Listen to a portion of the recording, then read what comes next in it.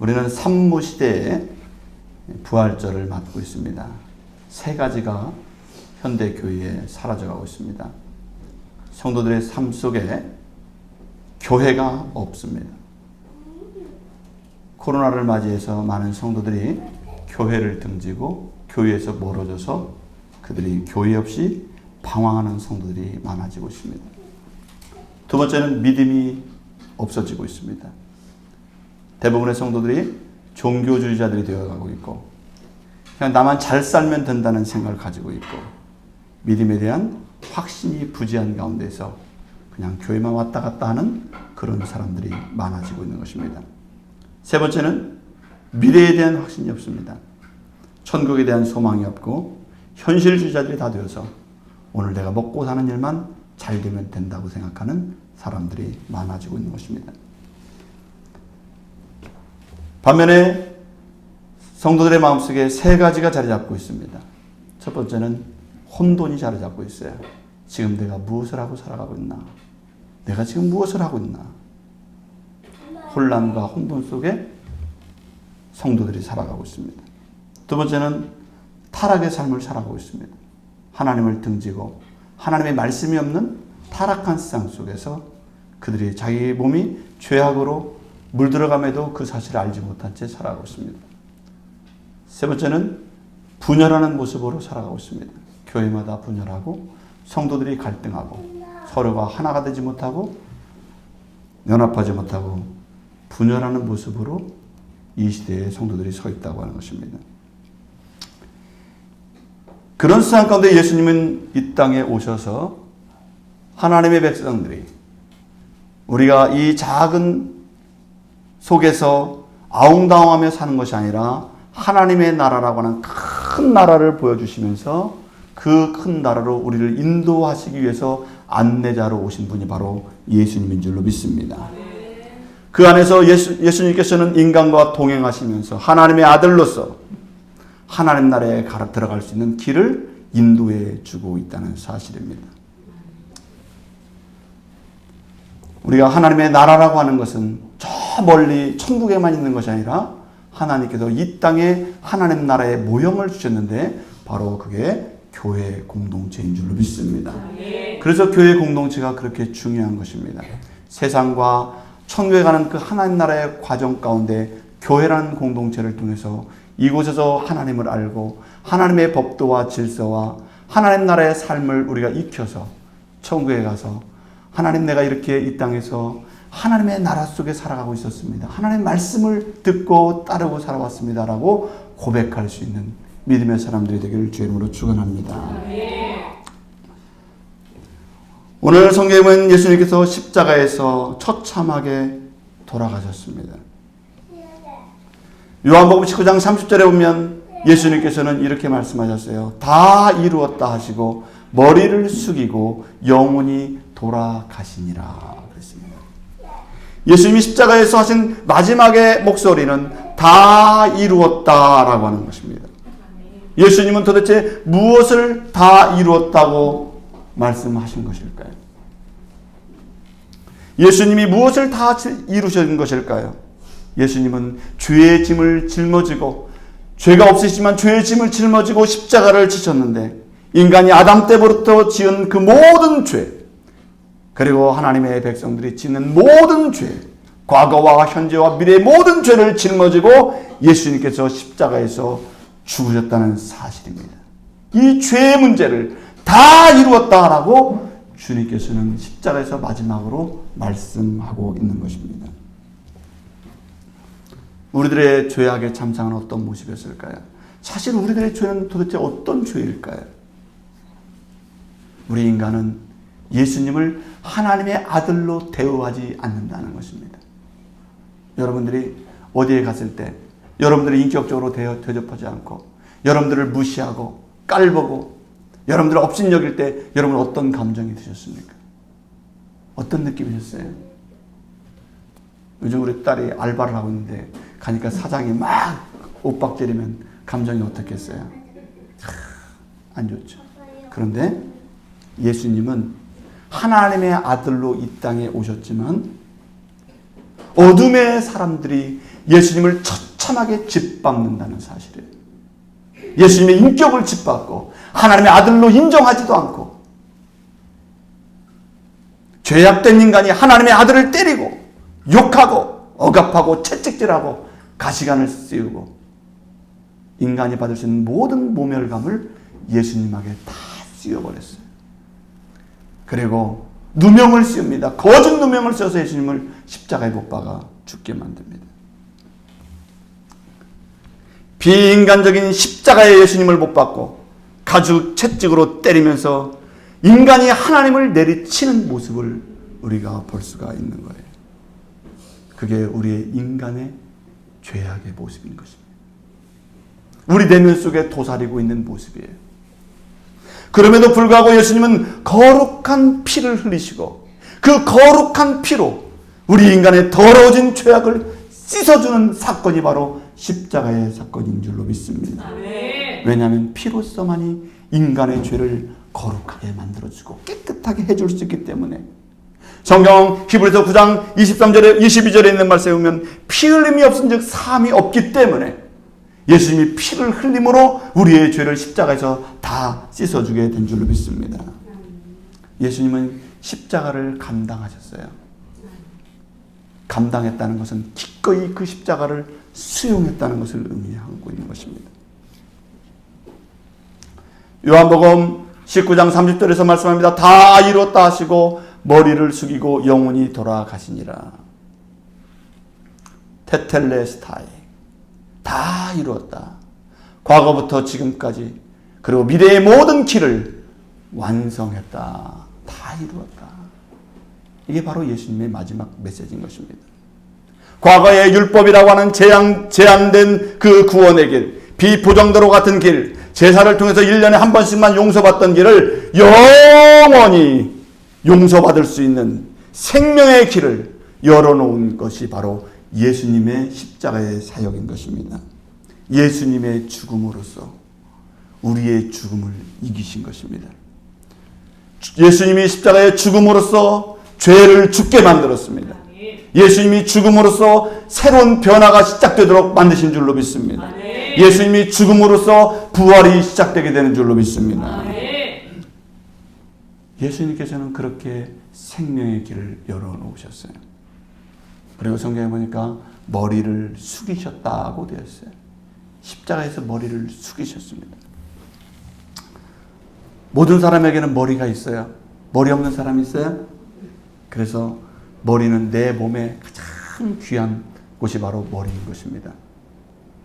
그래서 어떤 단체의 대표를 뭐라고 하냐면 수장이라고 해요. 수장. 수는 바로 머리 숫자를 쓰는 거예요. 머리가 된다. 그런 얘기입니다. 그런데 예수님이 십자가에서 머리를 숙이셨다. 이렇게 말씀하셨어요. 인간이 하나님의 머리를 처참하게 숙이게 만들었어요. 숙이다라고 하는 단어는 헬라어로 크리나스라고 하는 단어인데 지속적으로 고개를 숙였다. 예수님은 인간에게 고개를 숙이고 계속해서 인간에게 머리를 숙이고 있어요. 하나님의 아들이 죄악된 인간들에게 고개를 숙이고 있어요. 예수님의 목이 활처럼 숙여져서 들지를 못하고 있어요. 인간에게 절을 하고 있어요. 인간에게 항복을 하고 있어요. 인간에게 굴종하고 있어요. 예수님이 인간에게 항복하듯이 머리를 숙이고 있는 것입니다.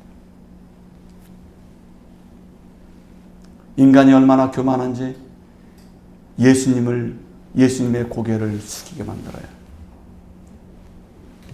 예수님을 굴종하게 만들어요. 인간의 힘이 얼마나 센지 하나님을 고개 숙이게 만드는 게 우리 인간이라는 거예요. 그게 우리의 죄악상이에요. 인간의 자만심과 우리 인간의 죄악과 우리의 사악함이 철저하게 마귀에게 이용당하면서 하나님의 아들을 고개 숙이게 만들고 나에게 절하게 만들고 고개를 들지 못하게 만들고 비참하게 만들고 그리고 예수님을 그렇게 사형장으로 끌고 가는 게 우리의 죄악상이라는 거예요. 하나님의 영광의 보좌에 있어야 할 예수님이십니다. 그러나 그 영광의 자리에서 내려오셔서 우리를 구원하기 위해서 우리의 죄를 용서하기 위해서 더럽고 추악한 자들의 채찍을 든 그 손길에 예수님이 맞으시는 거예요. 포악한 권력자의 칼에 의해서 예수님께서 농락을 당하시는 것입니다. 배반하고 도망가는 그 제자들을 양육한다고 예수님은 그 제자들을 교육을 시키셨어요. 그러나 제자들은 예수님을 신뢰하지 않아요. 많은 사람들이 예수님 앞에서 오병이어의 기적에 보리떡을 먹고 물고기를 먹었지만 예수님이 십자가에 달릴 때는 예수님을 죽이라고 소리치는 사람들이 바로 그 사람들이에요. 제자 중에는 예수님을 죽이라고 예수님을 팔아먹는 유다가 나왔고, 로마의 권력자 빌라도도 예수님을 죽이라고 내어주는 것입니다. 그리고 예수님은 간악한 헤롯과 그 무리들과 그 죄악된 사람들에게 예수님은 고개를 숙이고 있는 거예요. 이게 바로 인간의 죄악사인 것입니다. 오늘 우리들도 예수님을 내 무릎 앞에 나에게 무릎을 꿇도록, 예수님도 나에게 고개를 숙이도록, 예수님을 함부로 이용하고 예수님에 대해서 함부로 막말하고 예수님 말씀에 순종하지도 않고, 우리들도 예수님 말씀에 얼마나 예수님을 따르는 사람이었습니까? 아니면 예수님을 내 마음대로 농락하고 내 마음대로 생각하고 내 뜻대로 예수님을 굴종시키고 만드는 그런 인간 가운데 한 사람이었는지 아니었는지 우리 자신을 돌이켜볼 수 있기를 주의 이름으로 축원합니다. 그리고 예수님은 영원히 돌아가셨다라고 말씀하고 있어요. 헬라어로 파레도겐이라고 하는 단어예요. 양보하여 올려드리다, 포기하여 올려드리다, 그런 의미를 가지고 있어요. 예수님은 마지막까지 하나님께서 십자가를 통해서 인간을 구원할 죄악에 사해줄 그 십자가의 길을, 그 처참하고 피굴한 그 길을 하나님이 열어놓으셨지만, 예수님은 끝까지 죽으면서까지 내 자신을 양보하고 하나님의 말씀을 이루기 위해서 양보해서 드리는 예수님의 모습을 볼 수가 있는 것입니다. 예수님은 마지막까지 순종하셨어요. 고난과 십자가의 그 순종은 마지막까지, 죽음까지 순종하면서 하나님의 말씀을 이루는 순종의 길을 걸어가시는 분이 바로 예수님이신 것입니다. 어떤 사람은 그렇게 얘기합니다. 우리가 예수님 말씀에 어디까지 순종해야 돼요? 우리 하나님 말씀 어디까지 순종합니까? 그것 좀 알려주세요. 내가 어디까지 순종해야 됩니까? 예수님의 대답을 우리가 들을 필요가 있어요. 예수님은 뭐라고 말씀하실까요? 예수님은 죽음으로써 끝까지 하나님 앞에 내 모든 삶을 내어드린 것이 예수님의 답변이에요. 에스더가 어디까지 순종했습니까? 성경에 보면 에스더는 하나님께 기도하면서 내가 하나님 앞에 어디까지 순종해야 되는지를 잘 몰랐어요. 그러나 기도하면서 깨달은 게 있어요. 내가 죽으면 죽으리이다. 내가 죽으면 죽으리이다. 하나님께 기도하고 하나님의 뜻대로 살다가 죽으면 죽으리이다. 그게 에스더의 믿음이에요. 예수님을 닮은 믿음이 아닐까요? 모세의 순종은 어디까지였습니까? 내 생명이 생명책에 지워질지라도 저들을 구원해 주시옵소서. 모세는 생명을 드리는 믿음으로 하나님 앞에 순종한 믿음의 사람이라는 것을 성경을 통해서 알 수 있는 줄 믿습니다. 바울은 어디까지 순종했을까요? 바울은 어디까지 순종했을까요? 사도행전 20장 24절에 보면 이렇게 되어 있습니다. 나의 달려갈 길과 주 예수께 받은 사명 곧 하나님의 은혜의 복음 전하는 일을 마치려 하면은 나의 생명을 조금도 귀한 것으로 여기지 아니하노라. 바울 사도의 믿음은 내 생명이 다해도, 내 생명이 끊어져도 나는 내 생명을 조금도 귀한 것으로 여기지 않겠다. 이게 바로 바울 사도의 믿음인 것입니다. 내 생명을 조금도. 오늘 우리들의 신앙이 올바로 서지 못하는 이유, 내 신앙이 자꾸 흔들리는 이유, 우리가 죽지 않고 순종하지 않고 내가 내 뜻대로 살려고 하기 때문에 우리의 믿음은 늘 흔들리고 쓰러지고 좌절하고 우리는 혼돈 속에서 신앙생활할 수밖에 없는 것입니다. 주님 앞에 예수님처럼 순종의 길을 걸어갈 수 있는 믿음을 소유할 수 있도록 해달라고 우리가 기도하며 그 믿음을 이 부활절 아침에 갖기를 주의 이름으로 축원합니다. 그러면 예수님께서 십자가에 달려 돌아가실 때 잃어버린 용기를 찾은 믿음의 사람이 있어요. 그 사람이 바로 아리마대 사람 요셉입니다. 38절에 보면 이렇게 됐어요. 아리마대 사람 요셉이 예수의 제자나 유대인을 두려워하여 은유하더니 이 일 후에 빌라도더러 예수의 시체를 가져가기를 구하며 빌라도가 허락하는지라. 이에 가서 예수의 시체를 가져가니라.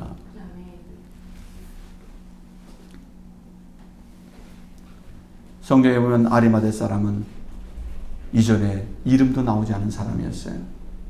근데 갑자기 예수님의 십자가 앞에서 어떤 한 사람이 나타나요. 그 사람의 이름이 정확하게 기록됐습니다. 아리마대 사람 요셉이라고. 이 요셉이 갑자기 왜 용기가 생겼을까요? 저 거룩하신 예수님, 하나님의 아들이신 그 예수님이 십자가에서 죽기까지 용기를 내서 사랑하고 인간을 구원하고자 하는 그 예수님의 헌신과 희생의 사랑에 이 아리마대 사람 요셉은 마음속에 마음이 감동되기 시작했어요. 죽음을 불사하고 인간을 사랑하시는 그 불굴의 용기를 내고 계신 그 예수님, 죽기까지 피 흘려서 인간을 사랑하시는 그 예수님 앞에서 예수님은 우리를 위해서 죽으시는데 그 모습을 보면서 아리마대 사람 요셉은 믿음의 용기를 내기 시작했다는 사실입니다. 성경에 보면 아리마대 사람 요셉은 제자였다고 기록되어 있어요. 제자였다. 그런데 제자는 제자인데 어떤 제자일까요? 익명의 제자예요. 이름 없이 신앙생활하는 사람이에요. 숨어서 신앙생활하는 사람이에요. 저 사람이 믿는 사람인지 믿지 않는 사람인지 헷갈리는 신앙생활하는 사람이에요. 이름 없이 사는 그리스도인이라고 하면 부끄러워하는 숨어서 신앙생활하는 사람이에요. 여러분, 숨어서 신앙생활하는 것이 가능한가요? 아리마대 사람 요셉은 그럴 수도 있는 것 같아요. 숨어서 신앙생활하는 거예요. 그냥 남들한테 안 들키고 예수 믿는 사람 아니라고 숨어서 신앙생활하는 거예요. 그런데 성경을 보면 그게 올바른 방법이 아니라는 거예요. 숨어서 신앙생활하는 거 올바른 방법이 아니라는 거죠. 결국은 자기 자신을 드러내는 용기가 필요하다는 사실을 성경은 말씀하고 있는 줄로 믿습니다. 이름 없이 신앙생활할 때는 아무런 능력이 없어요. 이름 없이 신앙생활한다고 그것이 겸손한 것이 아닙니다. 인터넷으로 예배를 드린다고 그 사람이 진정한 예배자가 될 수가 있는 게 아니에요. 숨어서 그냥 하나님 말씀 듣는다고 그것이 진정한 예배자가 될 수가 없는 거예요. 우리는 오늘 성경 말씀 이전에 아리마대 사람 요셉이 제자였다고 하는 사실을 들어본 적이 없어요. 그가 어떤 제자였는지 어떤 행동을 했는지 성경은 아무런 이야기를 하고 있지 않습니다. 왜 아무런 말씀을 하고 있지 않을까요? 그가 주님을 위해서 아무것도 한 것이 없기 때문에 그래요. 숨어서 신앙생활했기 때문에 아무것도 한 게 없어요. 예수님의 말씀을 듣고 있었지만 아무런 행동이 없는 제자였어요. 아무것도 하지 않는 제자, 아무것도 하지 않는 크리스찬, 이름만 있는 행동하지 않는 크리스찬이었어요. 오늘날도 이런 직분자들이 얼마나 많이 있습니까? 교회에 이름만 올려놓고 출석도 안 하고 직분의 명목은 갖고 있는데 아무것도 하지 않는 직분자들이 얼마나 많이 있어요. 이게 바로 아리마대 사람 요셉을 닮은 신앙생활하는 사람들이 이 땅에 많이 있다는 것입니다. 왜 그랬을까요? 성경은 이유를 얘기해 주고 있어요. 아리마대 사람 요셉이 왜 그렇게 신앙생활할 수밖에 없었을까? 이유는 하나였어요. 유대인을 두려워했다. 이렇게 말했어요. 유대인을 두려워했다. 그래서 감추었다라고 말하고 있습니다. 성경에 보면 유대인을 두려워해서 은유했다라고 말하고 있습니다. 헬라어로 보면은 보이지 않게 하고 비밀로 하고 알리지 않았다. 그런 얘기예요. 비밀로 했어요. 자기가 예수 믿는 거 다 비밀로 감추고 있었어요. 숨기고 있었어요.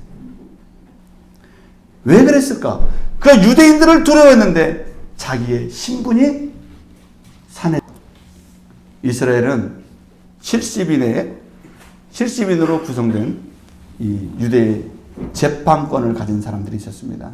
유대를 다스리는 사람들은 70명이 다스리고 있었는데 그 사람들이 정치적으로나 행정적으로 모든 권한을 가지고 있었어요.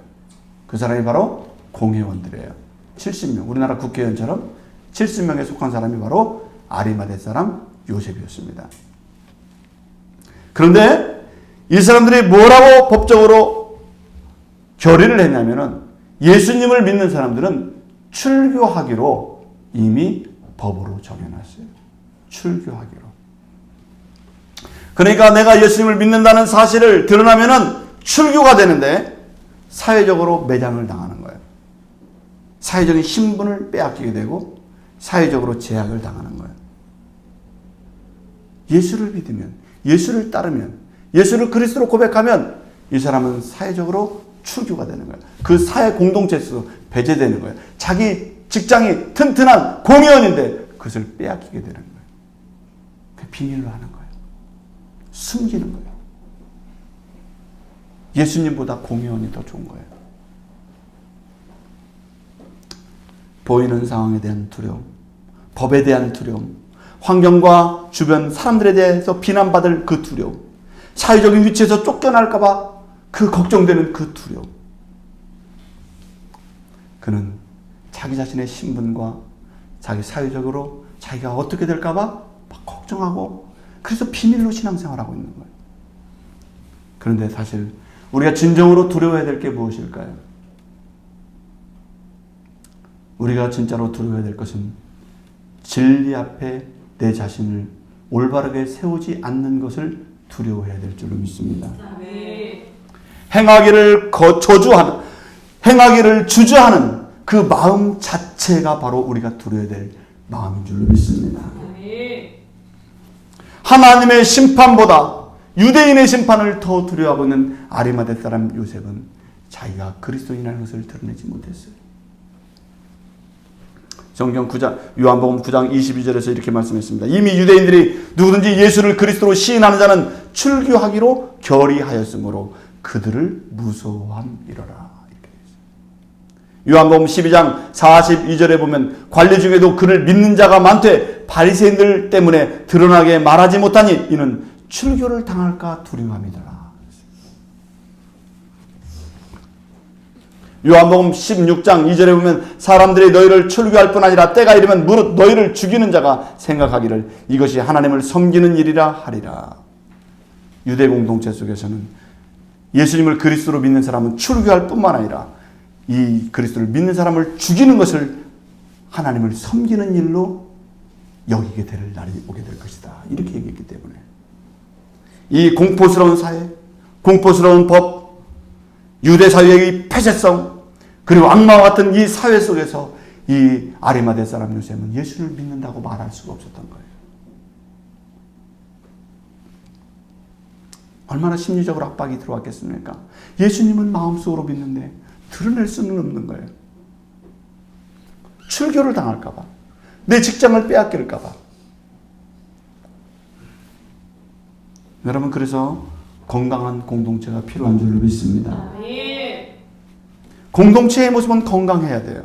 그런데 유대 사회를 보세요. 그들이 하나님을 믿는다고 하면서도 그들의 공동체가 연합해서 하나가 되어서 사랑을 실천하고 선을 지향하고 인격적이고 하나님의 정의와 하나님의 아름다운 사회를 꿈꿔야 되는데 이 유대 공동체를 보세요. 정의도 없고 인격도 무너져 있고 윤리도 없고 도덕도 없고 하나님 말씀보다 공포스러운 교권주의와 교조주의가 득세하는 이 유대 사회를 볼 수가 있는 것입니다. 유대 공동체가 얼마나 악하고 공포스러운지 사람들을 그리스도를 믿으면 다 출교시켜버리고 그리고 그들의 직장도 잃어버리게 만들고 생존권을 빼앗아가버리는 이 유대 사회의 모습을 보면서 이게 악한 집단이라는 사실을 우리가 알 수가 있는 것입니다. 여러분, 요즘 이단의 모습들을 보십시오. 자신들의 신분이 드러나고 사회적으로 공동체로 매장하기 때문에 하나님을 이용해서 그 이단들은 공포스럽게 만들어요. 이단들은 얼마나 악한지 모릅니다. 그래서 그 공동체의 사람들을 억압해요. 그 사람들은 거짓과 위선을 하면서도 그들은 스스로 거기에 올감해 있어요. 그게 바로 위선된 공동체의 모습인 것입니다.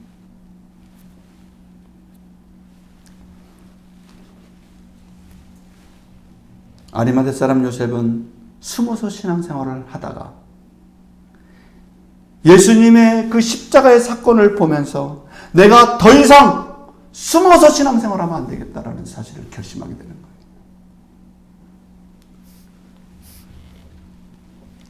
십자가에서 주님을 만나고 그는 결심하게 됩니다.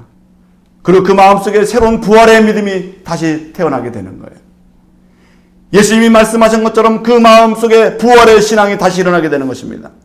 내가 비록 죽음을 당할지라도, 내가 출교를 당할지라도 내가 그리스도라는 사실을 드러내야겠다는 사실이 십자가 사건을 통해서 아리마대 사람은 과감하게 예수님 앞에 달려간 사람이 된 줄로 믿습니다.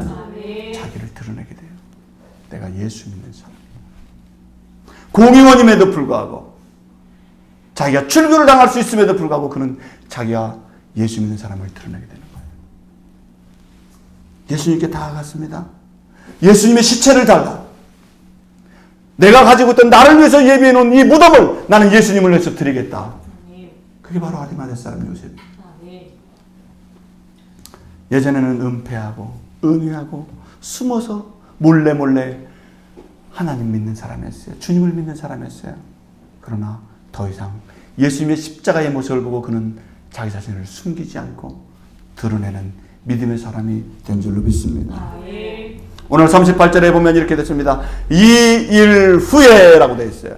이 일 후에 예수님께서 십자가에 달려서 우리의 죄를 용서해 주시고 그 흉악한 사람들에서 처참하게 짓밟히는 하나님의 아들의 모습을 보고 그 일 후에 빌라도더러 예수의 시체를 가져가기를 구하며 빌라도가 허락하는지라.